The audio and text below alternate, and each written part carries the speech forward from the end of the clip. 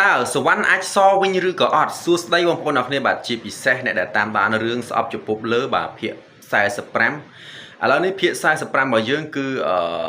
សវណ្ណបានខឹងជាមួយនឹងរិទ្ធបងប្អូនអរគ្នាបាទដោយសារតែឃើញរិទ្ធហ្នឹងនិយាយជាមួយអាមួយតែចូលថ្មីអញ្ចឹងណាបងប្អូនអរគ្នាបាទអញ្ចឹងហើយធ្វើឲ្យសវណ្ណមិនសប្បាយចិត្តក៏សវណ្ណមានលក្ខណៈថាគាត់មានអារម្មណ៍កូនចិត្តមួយប្រច័ណ្ឌរិទ្ធអញ្ចឹងណាដោយសារតែទៅនិយាយជាមួយអាមួយនឹងអញ្ចឹងទៅបាទប៉ុន្តែសវណ្ណធ្វើអញ្ចឹងក៏មិនត្រូវដែរបាទដោយសារតែគេតែចូលអញ្ចឹងហើយប្រច័ណ្ឌពេកក៏មិន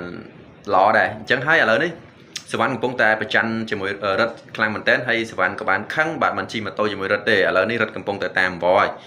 ហើយបាទយើងទៅទាញទាំងអស់គ្នាមើលថាភាគ46ហ្នឹងសវណ្ណនឹងសអត់បងប្អូនអរគ្នាបាទបើតាមខ្ញុំគិតថាសវណ្ណអាចនឹងសដោយសារអីបាទ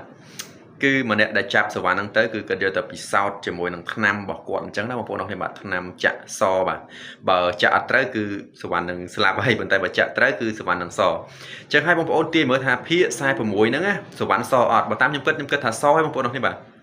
ហើយរត់អាចនឹងស្រឡាញ់ខ្លាំងជាងមុនទៅទៀត